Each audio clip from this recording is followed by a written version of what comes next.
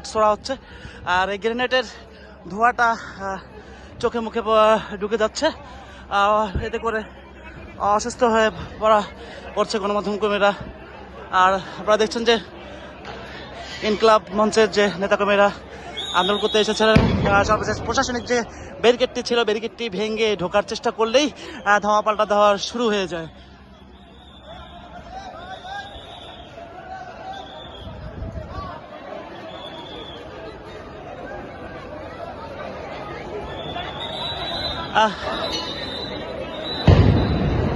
দর্শক, আপনারা দেখছেন কিছুক্ষণ পরপর গ্রেনেড ছোড়া হচ্ছে।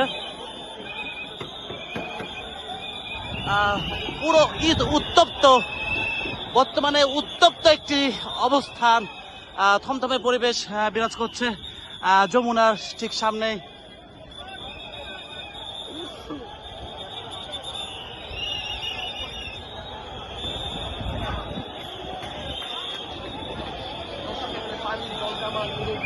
দর্শক, পানি জল কামান থেকে শুরু করে গ্রেনেড ছোড়া হচ্ছে।